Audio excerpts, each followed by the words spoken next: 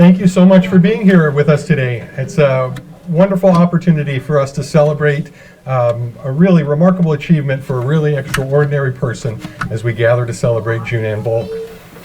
I'm going to speak a little bit more in depth about June here in a minute, but first I want to introduce some of our guests here, and they are from SDAHO, and serving as the voice of South Dakota's hospitals and healthcare organizations encompassing the full continuum of care. The South Dakota Association of Healthcare Organizations, otherwise known as SDAHO, represents a diverse membership, of which we are a member, with the goal of ensuring the highest quality of healthcare for South Dakotans. The association is a not-for-profit organization spanning various types of institutional ownerships, geographic locations, size, and complexities of service.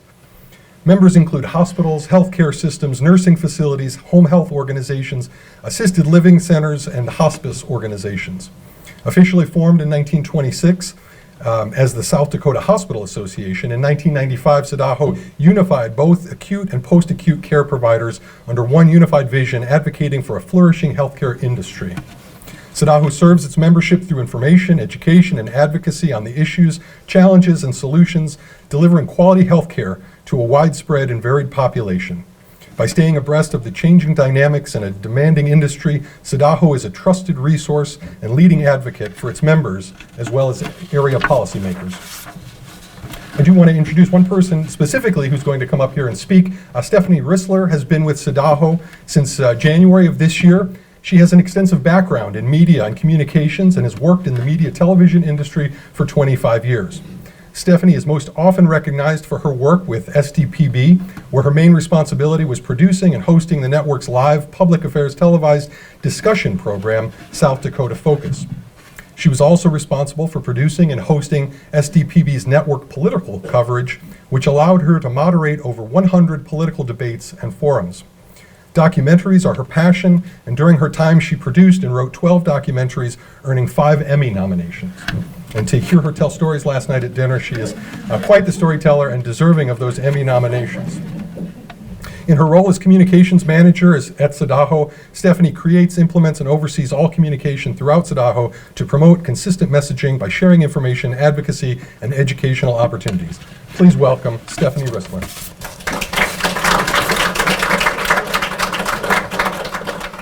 Welcome, thank you. That was a very kind introduction. Yes, I'm beginning career number 2, journey number 2, and I will say it has been so uplifting. But today we're here to recognize and celebrate Juneanne Volk, and I have to get my notes out because there are some specifics I'm going to bring up. So, as John mentioned, I am the communication manager for SDAHO. I started in January.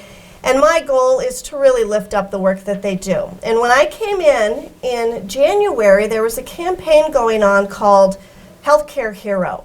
And it had actually started the month before. So in December of 2020, the campaign had began. And the goal was to lift up our healthcare professionals, because we all know the challenges they were facing at that time. And that ranged from our nurses to our CNAs, even to some school nurses. And what we would do, we asked folks to nominate somebody that they felt deserved to be lifted up. And nominations would come in from our members, from the public, and then our team would select somebody every week. And we would recognize them with an article, maybe a video if they weren't too shy to allow me to interview them. And then we would share that through our platforms, which included our website, our social media pages. Through my previous connections, I would reach out to the local medias across our state, and more often than not, they wanted those videos and those stories, and they shared those great stories with the communities that they resided in. So June was nominated by John in March. We got her information as it came in, and we said, yes, we have to tell her story. So her story was published April 12th of 2021. It was a great story. When I met her, I knew immediately that she had a dedication to her profession. She loved serving her community, and she loved her community. So we shared her story, which we're going to see in just a few minutes. There's some statistics, and this is where I wanted to share with you. We put it out on Facebook. We contacted the local media here in Mobridge. And since her video has been posted. It has been seen by over 5,000 people. It's been shared over 100 times. It's been seen in South Dakota, North Dakota, Minnesota, Iowa, Arizona, Wisconsin, Texas, Nebraska, Colorado, Louisiana, Florida, Bangladesh, the Philippines, and China. So I think it's safe to say people saw the video, they fell in love with Juneanne just as we did.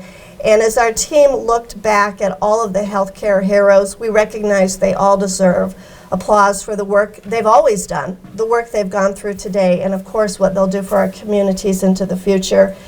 But there was definitely something special about Juneanne, and we said she needs to be celebrated in a much bigger way. And so our team selected her to be the Healthcare Hero of the Year. And so that's why we're here today. We wanted to thank her for all she's done for healthcare in South Dakota, for the community that she lives in. And we're so glad that you all showed up to thank her as well. I'm going to show the first video that started it off.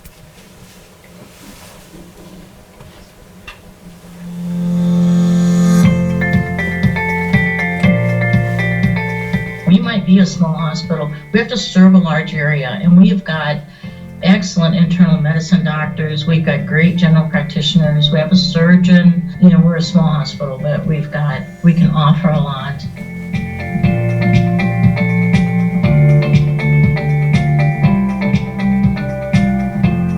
It is a great place to work. I don't think you could stay there that long if it really wasn't. It's great people. It's great health care. We have great doctors. We have great nurses and all of the other people around it.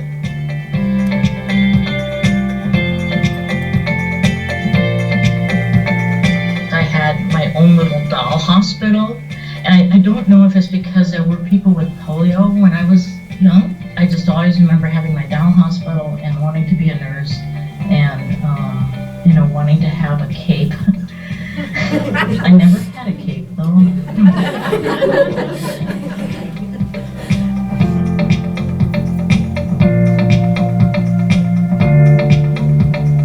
If I want to talk about going home and feeling good about the job I did, it revolved totally around patient care.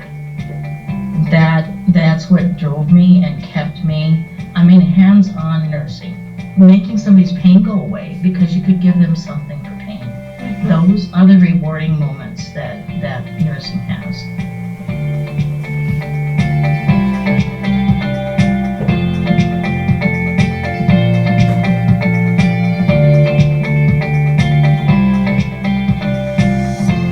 I had retired for a year and a half before COVID hit. After about 3 people calling me, the last one being the CEO, calling me to see if I would come back just to join the huddles. The thing about it is that I have been doing that for 20 years, this preparedness thing, and it's almost like this kind of was the last piece of the puzzle that finally fit in there.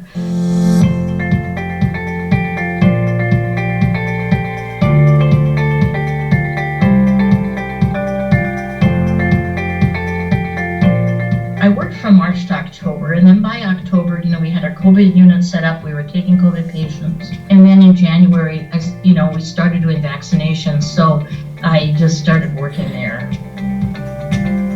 I just don't think of what I did as anything heroic. It's the whole idea that there's all those people. Even if you're out front, there's all those masses of people behind you. We're just lucky to live here, I think.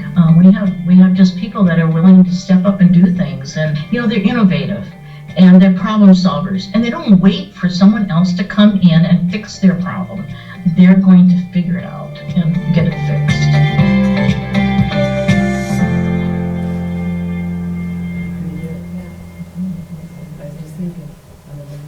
Does that sound like Juneanne to everybody?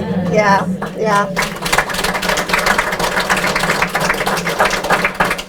Well, Juneanne's celebrity status would increase from there. I'm going to show you another video, and you'll have to forgive me because I have to go back and pull it up. But Lawrence and Schiller, which is a production team in Sioux Falls, they do a lot of commercials for a lot of different entities, businesses, organizations. And we had decided that we wanted to showcase some of our heroes across the state to continue to lift them up. And they handpicked a few of the heroes that we had already done videos on, and Juneanne was one of them. They brought their crew up here to Mobridge, and it can be intimidating to have a television crew in your face for an hour to 2 hours. She did a phenomenal job. They took the 30-second video, and it did air statewide. I remember being in Rapid City, and I saw it on the air and was screaming in my hotel room. So I'll show you the video. Again, it's not quite as long, but I think it captures her spirit as well.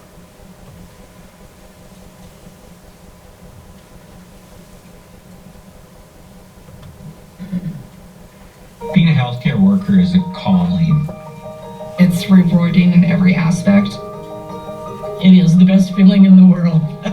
It is heartbreaking sometimes, but if you feel like you have helped even one person, it's amazing. And this is why we get up every morning and night and come to work, because we're here to serve. We want to serve our patients, our communities, our friends, our families in their time of greatest need. So my best advice, Juneanne, don't sign too many autographs, but a few every now and then is okay. I'd like to bring you up here and just give you a gift that we have.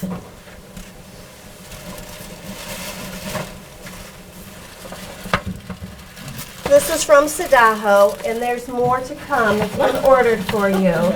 But thank you for all that you've done. Thank you for giving me your time so I could share it with the rest of our state. So, and I know John's going to do a little bit more, so we'll let him come on up. Thank you, Stephanie. Thank you. Now it's tough. I had planned remarks, but I know you guys just want to hear June talk. So please indulge me for just a moment. I think, after seeing that video, the first thing that comes to mind is somebody get that woman a cape. And so we did. But the second is to say, my goodness, what a phenomenal individual. And I thought to myself, what can I say about June? And so I'm just going to read you the letter that I sent.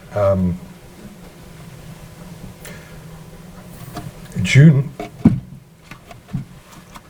I have a soft spot in my heart for June. And so I'm going to try to get through this.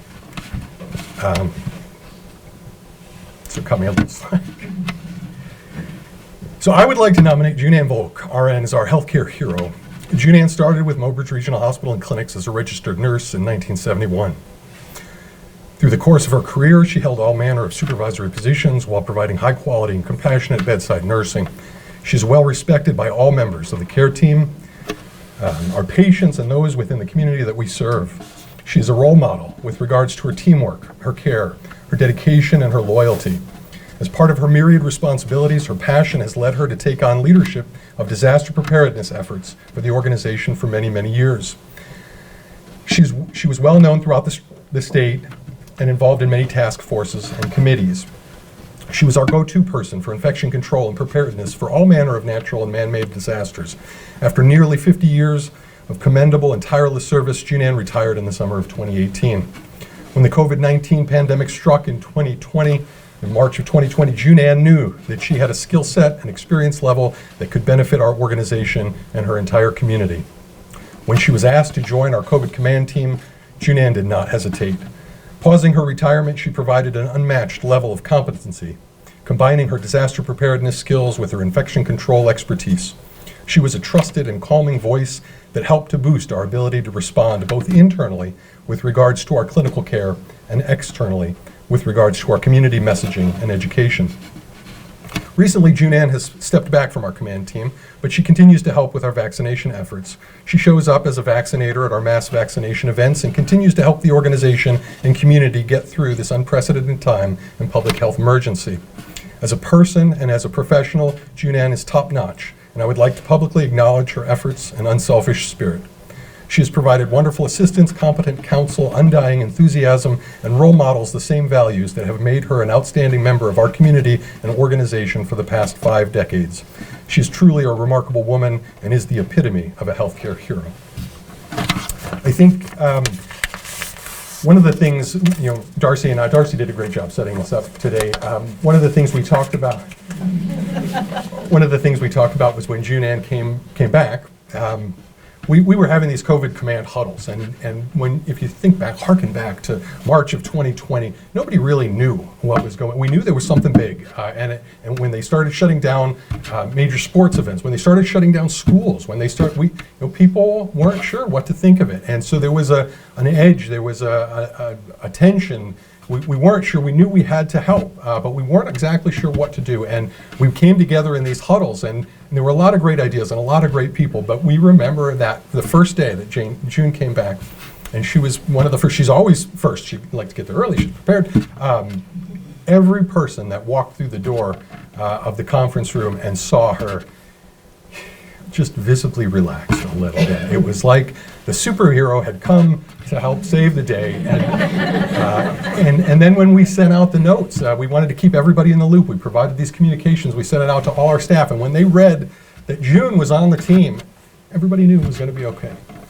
And so today we honor you, June. And Darcy, if you would, please, every good superhero needs a cape. So we got you this little token of appreciation.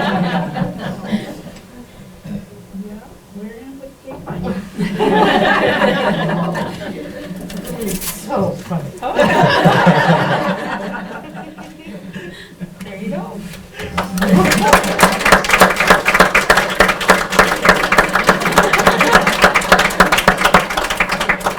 I'll get out of the way and let you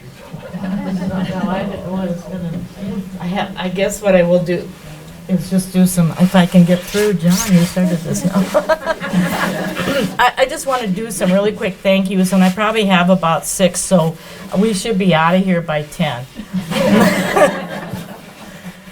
I want to thank John. He nominated me, and this started this, and this is how it has ended. Thank you.